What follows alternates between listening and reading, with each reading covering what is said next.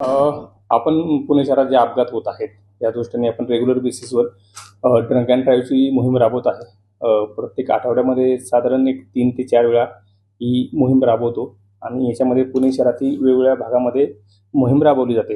याच्यामध्ये जनरली आपण खटले कोर्टामध्ये दाखल करतो, परंतु मोटार व्हेकल ॲक्ट सेक्शन 19 मध्ये ही प्रोव्हिजन आहे की जे दारू पिऊन वाहनं चालवतात, ज्यांच्यावर खटले दाखल होतात, त्याचे लायसन्स हे 3 महिन्यासाठी आपण सस्पेंड करू शकतो.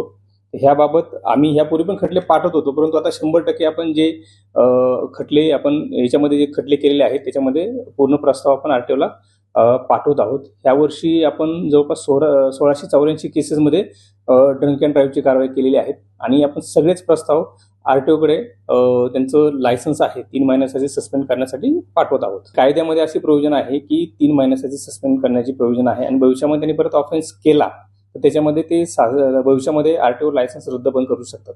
ॲक्च्युली लर्निंग लायसन्स 18च्या अगोदर मिळत नाही. जे अल्पवयीन मुलं आहेत त्यांनी जर गाडी चालवली तर तो अपराध आहे आणि याच्यामध्ये आपण 199A याच्याप्रमाणे त्याचे जे पालक आहेत आणि त्याचप्रमाणे तो वाहनाचा जो मालक आहे यांच्यावर गुन्हे दाखल करतो. त्याच्यामध्ये 6 महिन्याची शिक्षा आणि 25,000 रुपये फाईन अशी प्रोव्हिजन आहे.